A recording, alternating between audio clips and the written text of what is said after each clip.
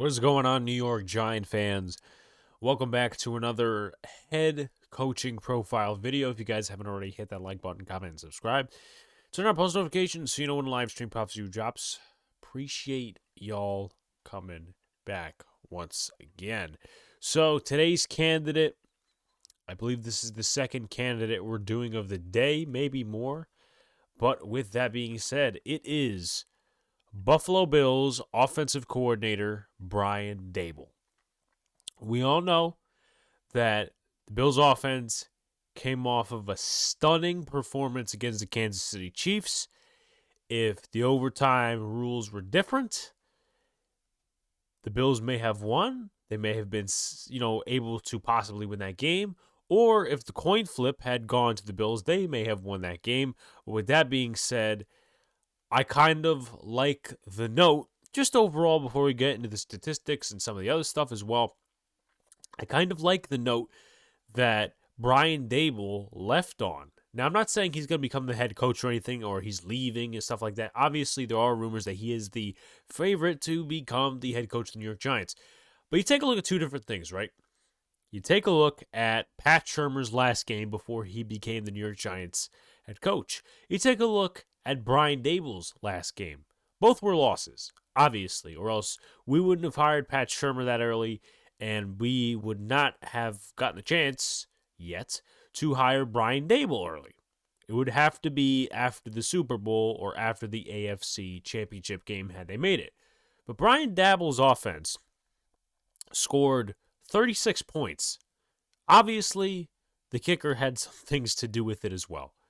Pat Shurmur's offense with Case Keenum scored a total of 7 points against the Philadelphia Eagles in, I believe it was the NFC Championship game. That's when the Eagles went to the Super Bowl. And obviously, at the time, just putting it out there, we were not happy with the Eagles going to the Super Bowl and winning. With that being said, though, Brian Daboll, his send-off game, if you will, if he becomes the head coach, is way better to look at than Pat Shurmur's. Because, yeah, Stephon Diggs, he got 7 yards. Gabriel Davis, second-year wide receiver out of UCF, he dominated. Over 201 receiving yards, 6 receptions, I believe, or 8 receptions, 4 touchdowns. And this guy is just brilliant. He has a lot of play calls that are very questionable at times. There was times in the Chiefs game where it was second down, it was third down, and he was doing designed runs that got little yards with Josh Allen. But on fourth down, he would make up for it, just like the fourth down throw to Gabriel Davis. I think it was 4th and 14 or something like that. Josh Allen swings it to the end zone. It's a touchdown. The Chiefs obviously do their thing. They come back later on, and it was just a seesaw type of offensive game. With that being said, let's go into his resume and stuff like that. So he went to Rochester College. He was born in Canada. He is 46 years old. Went to Athol Springs St. Francis High School in New York. Started out as a volunteer assistant at William & Mary in 97. He then moved on to become a graduate assistant with Michigan State in 1998. Had that position until 1999. Then he moved on, surprisingly, to the New England Patriots. That's not the surprising part, but he became a defensive assistant until 2001, and he was a part of some Super Bowls there, and switched sides of the ball, was the wide receivers coach between 2002 2006 in New England. Then he moved on and betrayed New England, went to the Jets as their quarterbacks coach. Brett Favre was one of the quarterbacks that he ended up coaching from 2007 to 2008. Then moves on to the Cleveland Browns 2009 to 2010. Goes to the Miami Dolphins for 2011. 2012, Kansas City Chiefs offensive coordinator. Goes back to his pro roots to New England. Is the tight ends coach from 2013 to 2016. Moves on to Alabama in 2017 as the offensive coordinator and quarterbacks coach. With that being said, in 2018, Since then, he's held the position of offensive coordinator with the Buffalo Bills. Some awards: he's a 5-time Super Bowl champion. He won AP NFL Assistant Coach of the Year in 2020. I know a couple of years ago he was considered, along with Joe Shane, for the Browns job before Stefanski and I believe his name, Andrew Berry, was hired. And he was also a CFP College Football Playoffs national champion in 2017 with the Alabama Crimson Tide. So I actually will go into his 10 years as an offensive coordinator statistically. Obviously, I'm not going to go too much into analytics early, but when we get to the Bills, when we get to that stuff, we'll talk about analytics a little more, red zone percentage, and some of this other stuff. But I want to give a quick foreshadow for those who don't know. We all know that Brian Daboll, last couple of years in Buffalo, pretty pass-heavy offense. Josh Allen slinging the ball down the field, Stephon Diggs, Cole Beasley, Emmanuel Sanders, Gabriel Davis, Dawson Knox. Plenty of weapons on offense with an offensive line that keeps Josh Allen upright. I believe they allowed the second least sacks in the NFL this year, so that helped out Josh Allen. Josh Allen helped out the offensive line because mobile quarterbacks tend to really bump their sack numbers up, and that's not really a good thing. But early in Daboll's career, he dealt with some really shitty quarterbacks. I'm not being soft about it. I'm being real about it. He dealt with some really shitty quarterback talent, and he was actually more of a run-heavy offensive coordinator. Now, some of the time, it wasn't too productive. Some of the time, rushers would get 1,000 yards. I can name 3 off the top of my head, which we'll get to. Peyton Hillis in the one season where he had over 1,000 yards. Reggie Bush in one of the seasons in Miami. And Jamal Charles, I believe, in the one season in Kansas City. And we'll talk about everything else. So, let's start 2009, 2010. I know it's a little irrelevant to go into his early days as an offensive coordinator, but I just want to give a background anyway. So, in 2009, and just as a note, Eric Mangini was the head coach, and the Cleveland Browns went 5-11, and they only had 2 Pro Bowlers. One was on special teams and one was on the offensive side of the ball. Joe Thomas was the Pro Bowler on the offensive side of the ball and Josh Cribbs, kick returner. But with that being said, let's go to the stats. The Cleveland Browns offense was 32nd in total yards per game. They were 32nd in passing offense. They were 8th in rushing offense, 29th in points per game, 30th in pass play percentage, 3rd in run rate, which is basically run play rate, the amount of times you run the ball and percentage-wise. That's an advanced analytic that I happened to find for 2009. So that obviously shows he was very run-heavy with the football. Obviously, they had the 8th best rushing offense. Obviously, it didn't lift them to new heights because they were, 5-11 that season. So they were 22nd in sacks allowed. So obviously, we've known that the Cleveland Browns, at least before the Stefanski era, really didn't have a good offensive line. Their one good offensive lineman, Joe Thomas, was multiple-time Pro Bowler, probably future Hall of Famer. 8th most giveaways, not good. 12th most interceptions, and 28th in red zone touchdown percentage. You take a look at the quarterback play. Former Notre Dame quarterback, at least if I'm getting my knowledge correct, Brady Quinn, 53.1 completion percentage. That's probably the completion percentage that Mike Glennon had this past season. 8 touchdowns, 7 interceptions, 145 yards per game, 1,339 yards. Derek Anderson, who played 8 games, 44.5 completion percentage, 888 yards, 112 yards per game, 3 touchdowns, 10 interceptions. Horrible. While you take a look at brighter areas, their rushing attack, Jerome Harrison rushed for 862 yards, 4.4 yards per carry, 5 touchdowns. So not an 1,000-yard rusher, but they did have a little by committee. Josh Cribbs actually rushed a lot more than I anticipated. 381 yards on 55 carries, 6.9 yards per carry, a total of 1 touchdown. Jamal Lewis had 500 yards on 143 attempts, 3.5 yards per carry. No touchdowns, and Chris Jennings had 220 rushing yards, 63 attempts, 3.5 yards per carry, and 1 touchdown. Then you take a look at the receiving game. Obviously, nothing too special because they were 32nd in that category. Mohamed Massaquoi, 624 yards on 34 receptions, 3 touchdowns. Jerome Harrison was their second leading receiver with 220 yards, 2 touchdowns, total of 34 receptions. So obviously it only goes down from there, indicating that they were very run heavy, and even when they passed the ball, they really weren't efficient. So with that being said, I just want to make sure I have my ducks in a row. Let's go to 2010, where they drafted Colt McCoy in the 3rd round. They did have 2 Pro Bowlers that season. They had Alex Mack, the current center for the San Francisco 49ers and former center for the Atlanta Falcons, and then Joe Thomas, once again being Joe Thomas.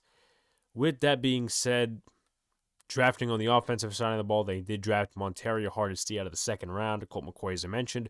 Sean Lavio, offensive tackle at Arizona State. He would later go and be a guard later in his career. And Carlton Mitchell, wide receiver out of South Florida. So you take a look at the stats there. Not really much improvement. Just as a notifier, the Cleveland Browns went 5-11 that season as well, and Mangini was gone after the year, along with most of the coaching staff, if not all. 29th in total yards per game, 29th in passing offense, 20th, a significant drop in rushing offense, 31st in points per game, 19th in pass play percentage, 14th in run play percentage, 15th most sacks allowed, 14th most giveaways, 14th most interceptions, and 27th in red zone touchdown percentage. You take a look at some of the quarterbacks they had. No Brady Quinn, no Derek Anderson. Totally different room. Colt McCoy passed for 1,576 yards, 6 touchdowns, 9 interceptions, a completion percentage of 60.8. Jake Delhomme, if I'm pronouncing that correctly, and if I'm reading that correctly, 62.4 completion percentage, 872 yards, 2 touchdowns, 7 interceptions. And then Seneca Wallace, 63.4 completion percentage, 694 total yards, 4 touchdowns, and 2 interceptions. They did have an 1,000-yard rusher, that is Peyton Hillis, but the production just went down for the rushing game. Peyton Hillis, 1,177 yards. I believe he was on the cover of Madden the next year, 11 total touchdowns. Colt McCoy was their second leading rusher with 136 yards, had 1 touchdown. And that was it in terms of rushing touchdowns. Harrison was behind with 91 yards on 31 carries. That's less than 3 per carry. Mike Bell and Joshua Cribbs factored in, but not too much. You take a look at the receiving game as well. Ben Watson was their leading receiver. He was the tight end. 3 touchdowns, 763 yards on a total of 68 receptions. Mohamed Massaquoi, 483 yards, 35 receptions, 2 touchdowns. Peyton Hillis was the 3rd leading receiver, 477 yards on 2 touchdowns.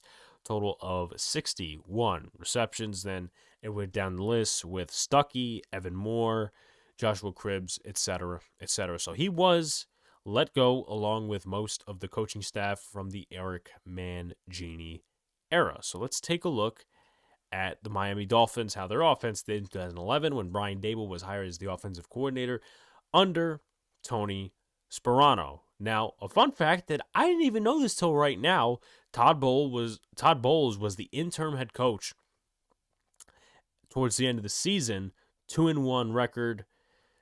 Fun fact, obviously, there. In terms of Pro Bowlers, there were 3 Pro Bowlers, but 2 on the offensive side of the football, Brandon Marshall and Jake Long. With that being said, let's go into the stats immediately. 22nd in total yards per game, 23rd in passing offense, 11th in rushing offense. So there we go again with the rushing offense being significantly efficient. 20th in points per game, 27th in pass play percentage, 6th in run play percentage, 3rd most sacks allowed, 15th most giveaways, 5th least interceptions, so that's a good thing. And then 24th in red zone touchdown percentage. Matt Moore and Chad Henne shared quarterback duties. Moore passed for 2,497 yards, 16 touchdowns, 9 interceptions. Not really that productive, but this, I believe, was the first time that Daboll, as an offensive coordinator, had a starting quarterback, rather, that had more touchdowns than interceptions. Not too productive, though. 60.5 completion percentage. Then Chad Henne right behind him, 57.1 completion percentage, 868 yards, 4 touchdowns, 4 interceptions. Then you take a look at the rushing game. Another 1,000-yard rusher, Reggie Bush. He had 216 rushes, 1,086 yards, 5 yards per carry, 6 touchdowns. Then Daniel Thomas right behind him, 581 yards on 165 carries, 3.5 yards per carry, no touchdowns for him. So very productive there for Reggie Bush. Otherwise, not really much so. Brandon Marshall had an 1,000-yard season, 6 touchdowns, 1,214 yards on 81 receptions. Then Brian Hartline, 549 receiving yards on 35 receptions, 1 touchdown, 3 touchdowns for Devon Best. Then Anthony Fasano had 5 touchdowns. Reggie Bush had 1 receiving touchdown. And Charles Clay, 3 touchdowns. And I think Charles Clay, no, he wasn't. He left by the time Brian Daboll arrived in Buffalo. I think he spent the 2018 season with the Arizona Cardinals. That's just a fun fact. Anyway, so he was let go once again because the coaching staff was mostly let go, if not all, once again.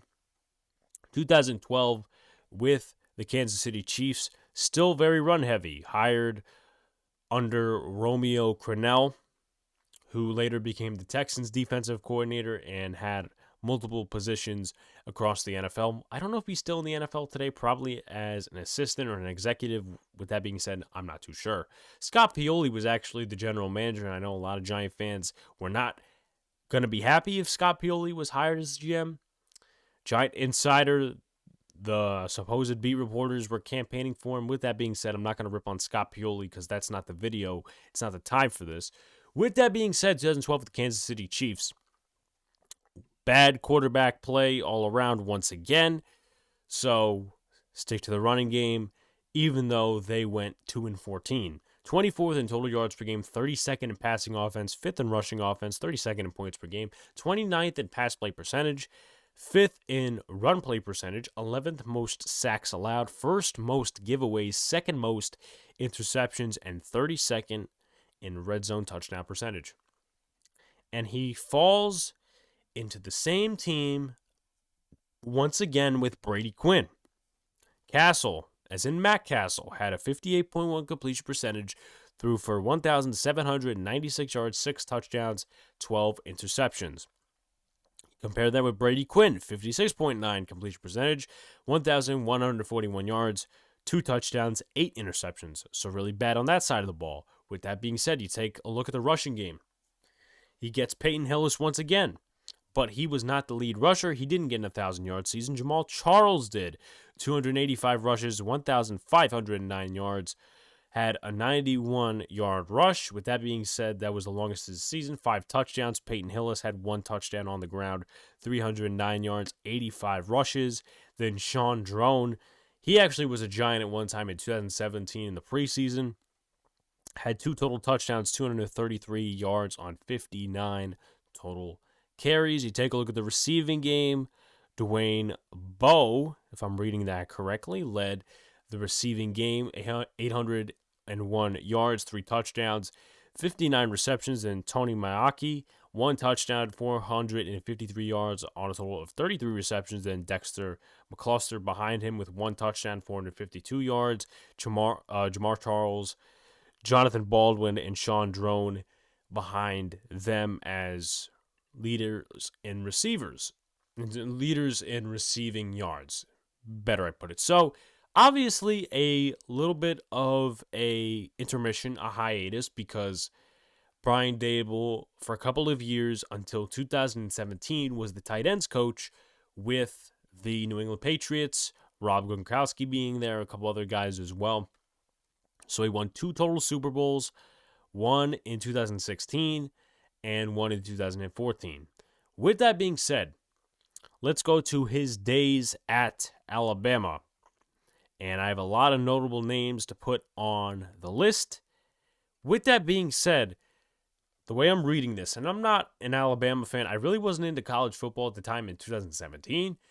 It seems like they were a little defense heavy. But with that being said, I didn't watch college football in 2017. I wasn't into it yet. Alabama was 29th in total yards per game, 4th in the SEC. They rank 92nd out of 131 teams in passing offense, 9th out of 14 teams in the SEC, 13th in rushing offense, 3rd in the SEC, 15th in points per game, 2nd in the SEC, 111th out of 130 teams overall in pass play percentage.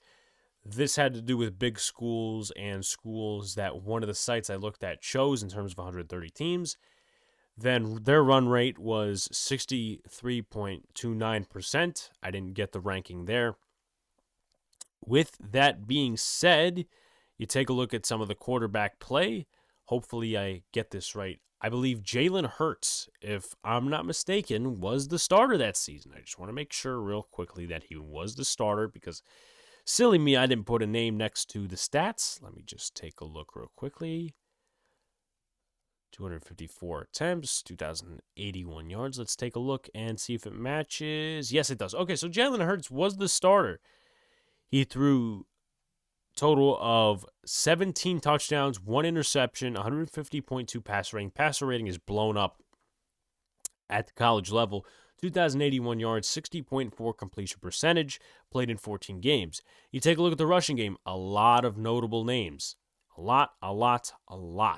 Damian Harris, 1,000 yards exactly, 11 total touchdowns, 7.4 yards per carry. Jalen Hurts was the second leading rusher, 855 total yards in terms of the rushing game, 5.6 yards per carry, 8 total touchdowns. Bo Scarborough, 596 yards on 124 attempts, 4.8 yards per carry, 8 touchdowns. Najee Harris with 3 total touchdowns behind him. Josh Jacobs and Brian Robinson, who is likely declaring for the NFL draft this year, so he stayed in college that long. I'm getting old. Brian Robinson had 2 total touchdowns, 6.9 yards per carry, 165 rushing yards. Now, notable names on offense before I get to the defensive side of the wall because they were very good on defense that year. Jalen Hurts, Damian Harris, Najee Harris, Bo Scarborough, Josh Jacobs, Irv Smith, Calvin Ridley, Jerry Jeudy, Henry Ruggs, Bradley Bozeman, Alex Leatherwood, J.C. Hassenauer, Jonah Williams, Ross Pierschbacher. With that being said, you take a look at the defensive side of the ball. Some of the best in the nation in terms of stats. Total yards per game, they were first in the SEC, second in the nation. In terms of pass deflections, passing defense, third in the SEC, sixth in the nation. Run defense, first in the SEC, third in the nation. Points per game, first in the SEC, sixth in the nation. Notable names on defense: Ronnie Harrison, Quentin Williams, Dylan Moses, Rashaan Evans, Raekwon Davis, Deron Payne, Minkah Fitzpatrick, etc., etc. With that being said, also Trayvon Diggs was on that team. With that being said, why did I include defense when I'm specifically talking about offense? It seems like they were very defense heavy, that they won by their defense. The offense supported them, but they, mostly won by their defense. Their defense carried a lot of the weight. With that being said, he moves back to the NFL in 2018 with the Buffalo Bills under Sean McDermott. He replaces David Culley. Actually, David Culley, I believe he was there. He may have been there as the offensive coordinator. Yeah, so he was the quarterback's coach. Then he switched him out for Ken Dorsey the next year, which is very interesting. The offensive coordinator, I guess, in 2017 didn't work out. Let's take a look at who that offensive coordinator was in the first year under Sean McDermott. The offensive coordinator was Rick Dennison. So obviously he didn't work out. He got fired, whatever the case may be. So 2018, obviously that was a big year for Daboll because he was dealing with a rookie quarterback. Some other guys they got on the offensive side of the ball, they really drafted mostly defense, but they also drafted a lot of offensive players in the later rounds. All 3 of them are not on the team. They didn't work out. Wyatt Teller, who now is a Pro Bowl All-Pro guard with the Cleveland Browns. Raymond McLeod, punt returner, kick returner for the Pittsburgh Steelers. And Austin Prell, who is probably a journeyman practice squad guy at the moment. With that being said, the Buffalo Bills offense, 30th in total yards per game, 31st in passing offense, 9th in rushing offense, 30th in points per game, 29th in pass play percentage, 4th in run play percentage. You'll notice a trend until 2020 when they got Stephon Diggs. They were run heavy. 4th in run play percentage, 14th most in sacks allowed, 2nd most giveaways. That obviously comes from a lot of the quarterbacks that they played, not just Josh Allen, Nathan Peterman, Derek Anderson. He obviously dealt with him in his first year with the Cleveland Browns, and Matt Barkley. So Josh Allen was out some of the games, and they had to balance the quarterback play. Obviously, Matt Barkley did play that game where they just stomped on the Jets at MetLife Stadium. They were also ranking 2nd most in interceptions, 16th in red zone touchdown percentage, and 24th in explosive play percentage. So let's go through Josh Allen. Obviously, his rookie year wasn't great, but that's rookie struggles, right? Total of 2,074 yards, 52.8 completion percentage, 10 touchdowns, 12 interceptions. You take a look at Derek Anderson, obviously a backup, 60 completion percentage, 465 yards, total of 4 interceptions. Nathan Peterman, 1 touchdown, 7 interceptions, 296 yards. Then you look at Matt Barkley, who started the one game against the New York Jets, 232 yards, 2 touchdowns, no interceptions, 230 yards per game approximately. But obviously, he played that one game against the Jets and stomped the crap out of them. With that being said, obviously, statistically, the run game was efficient. Josh Allen actually was the leading rusher. 8 total touchdowns, 7.1 yards per carry, 631 yards. Behind him, the veteran LeSean McCoy, 514 yards, 3.2 yards per carry, 3 total touchdowns. Chris Ivory, damn, he played till then. Wow, I'm getting old once again. 1 touchdown, 3.3 yards per carry, 385 yards. And behind him, Marcus Murphy, 250 yards, 4.8 yards per carry, no touchdowns. With that being said, you look at the receiving game. They really didn't have any big-time targets compared to 2019, 2020, 2021. It just looks so much better in 2021 than it did in 2018. Look at some of the guys here. Zay Jones, 652 yards, 7 touchdowns. Robert Foster, 3 touchdowns, 541 yards. Kelvin Benjamin, 354 yards, 1 touchdown. Jason Kroom, 1 touchdown. LeSean McCoy, Ivory, Charles Clay. So he was there when Brian Daboll was there for at least a year. Then Isaiah McKenzie followed suit. So there's that. Obviously, not a lot of offensive production on the passing side of the football and running side of the football. Josh Allen was the leading rusher, and they found another talent besides his passing talent. That was Josh Allen's first year out of Wyoming. With that being said, let's go to 2019. Let's look at who they drafted as well so we could get some context. 2019, let's take a look at 2018, see if they had any Pro Bowlers. They did not. On the offensive side of the ball, defensive side of the ball, they had Kyle Williams, who retired, I believe, a year later or that same year. With that being said, 2019, they made the playoffs. They were 10-6, and the previous year, they actually were 6-10, so they flipped that record around. They had 3 Pro Bowlers, none of them being on the offensive side of the football, all defense, and 1 on special teams. With that being said, who did they draft, you ask? Let's take a look right now. Who did they draft in 2019 on the offensive side of the football? They drafted Cody Ford, guard and tackle out of Oklahoma. They drafted Dawson Knox, tight end out of Ole Miss. And they also drafted Tommy Sweeney in the 7th round, Boston College tight end. So obviously there's some factoids there, but mainly defense. I forgot one. How did I forget? Devin Singletary, running back out of FAU. 2019, mainly productive in the run game once again. 24th in total yards per game, 26th in passing offense, 8th in rushing offense, 23rd in points per game, 26th in pass play percentage, 7th in run play percentage, 18th most sacks allowed, so the offensive line was doing a little bit better. 21st most giveaways, so obviously the turnovers were going down. 17th most interceptions, 18th in red zone touchdown percentage. Hopefully that's correct. It's 18th or 12th. I put 2 down, so obviously feel free to do the research. I'll probably correct it in the comments. It's 6th in explosive play percentage. For an offense that really wasn't statistically good all the way, obviously got to give credit there. With that being said, Josh Allen, not totally living up to the hype, but he was improving, less turnovers in his second year. 20 touchdowns, 9 interceptions, a completion percentage of 58.8, 3,089 yards. Matt Barkley filled in for 2 games, or at least played in 2 games, 359 yards, 3 interceptions, no touchdowns. that's that. In terms of the rushing game, Devin Singletary was their leading rusher. He was about 225 yards away from 1,000, had 2 touchdowns, 775 yards, 5.1 yards per carry. Frank Gore, the veteran running back, 599 rushing yards, 3.6 yards per carry, a total of 2 touchdowns. 9 rushing touchdowns for Josh Allen, 510 yards, 4.7 yards per carry. Then TJ Yeldon followed behind with a total of 63 rushing yards. Then they upgraded slightly in free agency in terms of wide receiver. They got Cole Beasley.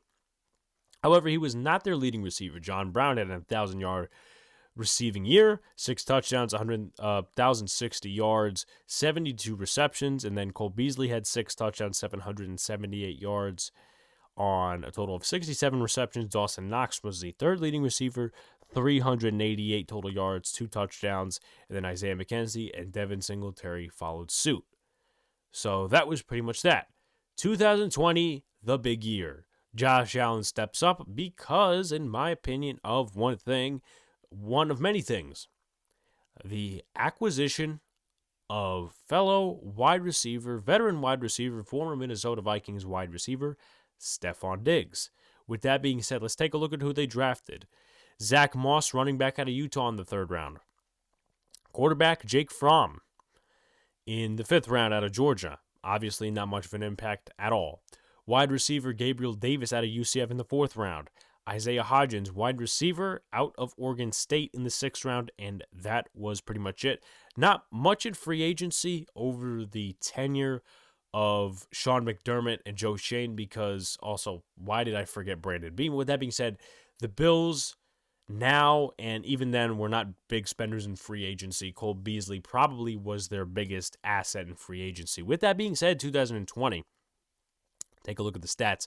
2nd in total yards per game, 3rd in passing offense, 20th in rushing offense, 2nd in points per game, 11th in pass play percentage. So you look at their frequency the first couple of years, rushing offense, passing offense, and the passing offense frequency was down with a lot of shitty quarterbacks that Brian Daboll had to deal with. Once Josh Allen stepped, obviously made that next step in his 3rd year with Stephon Diggs and upgraded targets, passing offense, rushing offense takes a little bit of a hit.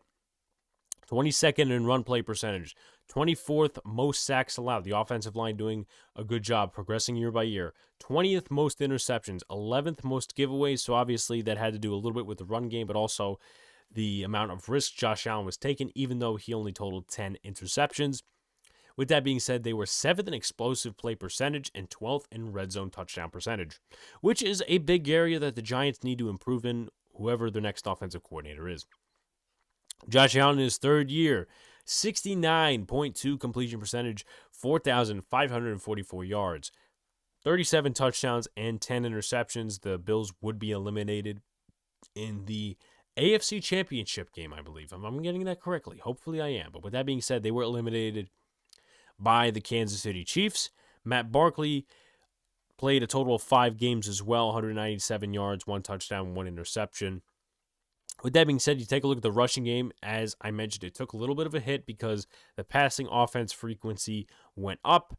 Devin Singletary was the leading rusher, but there were rumors and there were just drama, not inside the Bills locker room, but obviously from the outside. Oh, is Zach Moss going to take Devin Singletary's spot the following season? Didn't happen because Singletary, in my opinion, before looking at the stats, had a bounce-back year. Singletary had 687 yards, 156 rushes, total of 2 touchdowns, 4.4 yards per carry. Zach Moss had 4 total touchdowns, 4.3 yards per carry, 481 rushing yards.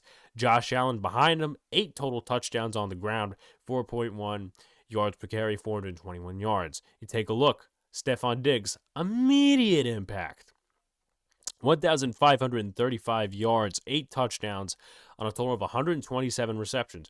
Right behind him, Cole Beasley, 967 yards, almost an 1,000-yard season, 4 touchdowns, a total of 82 receptions. Gabriel Davis, the 3rd leading receiver, 7 touchdowns in his rookie year, the 3rd, 4th-round pick out of UCF, 599 yards, 35 receptions. John Brown after that, 3 touchdowns, 458 receiving yards.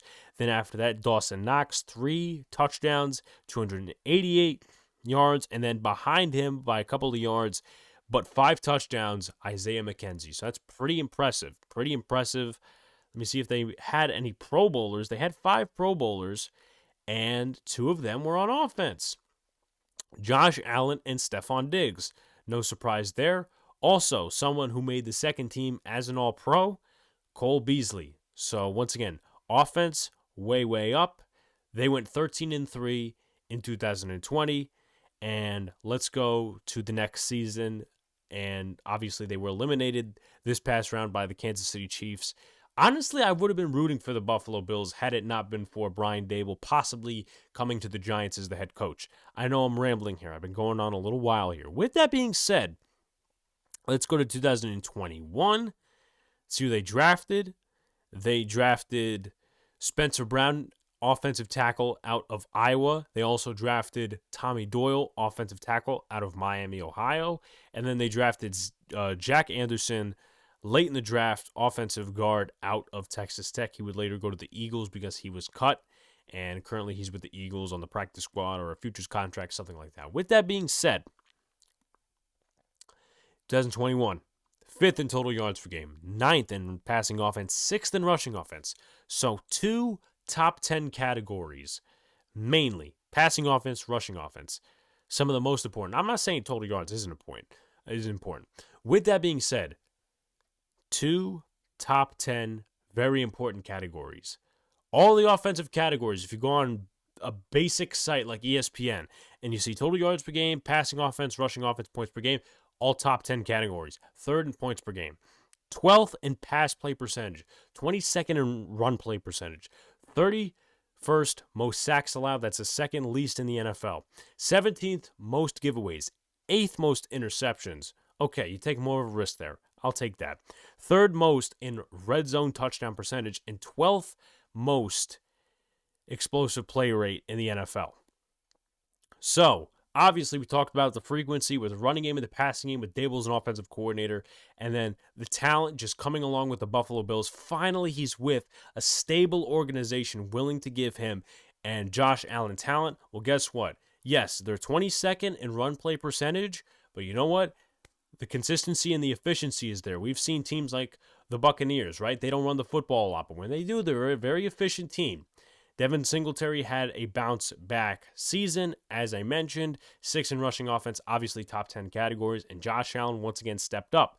Let's see if they had any Pro Bowlers this past season. They only had 2.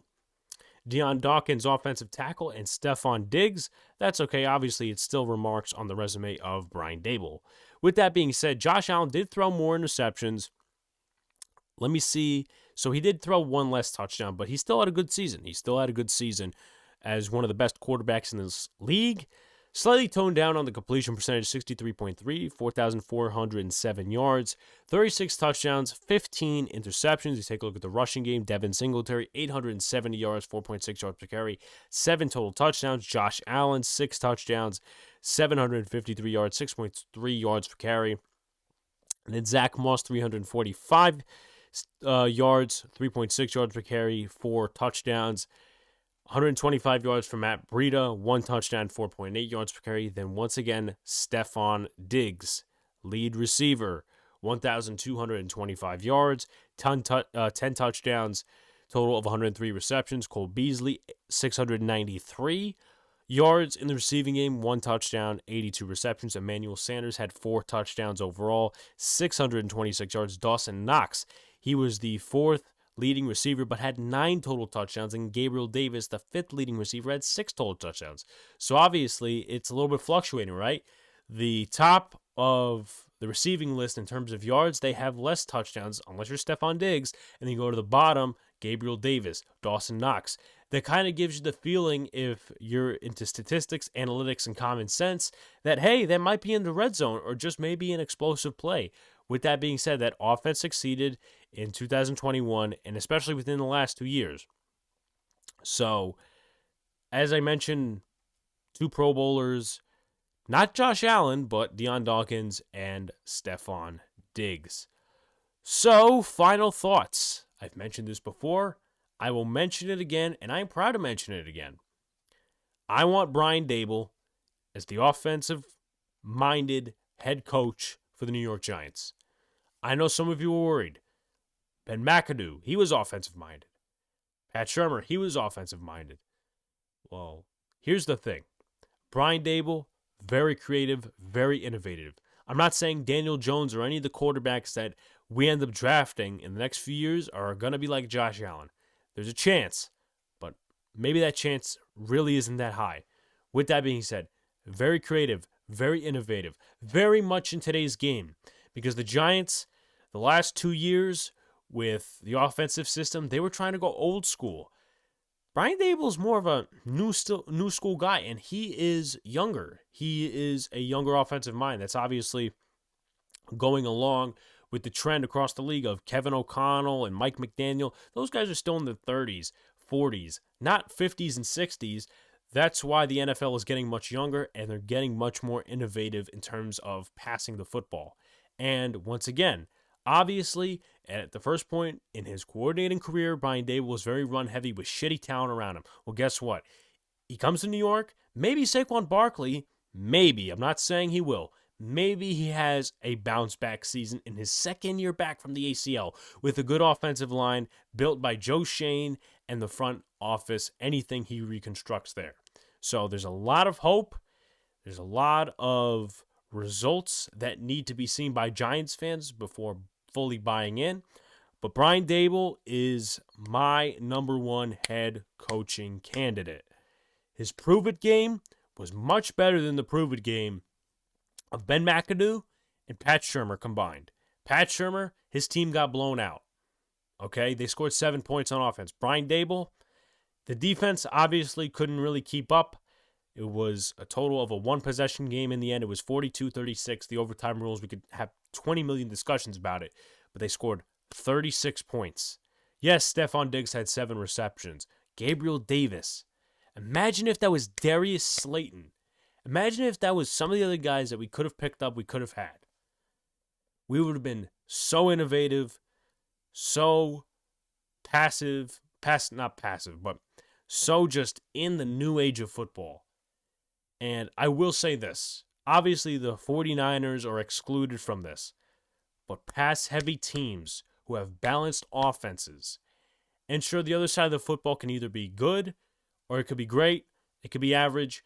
But teams who pass heavily and they're efficient at doing that, well, guess what? They're the top contenders with the top contenders in this league.